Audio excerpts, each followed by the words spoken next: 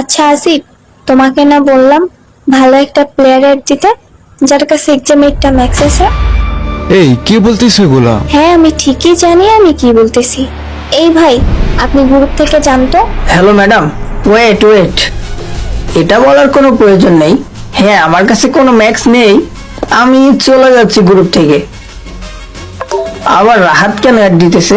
জুয়েল আফরান ভাই, big fan. এটা কি রিয়েল জুয়েল আফরান? হ্যাঁ রিয়েল।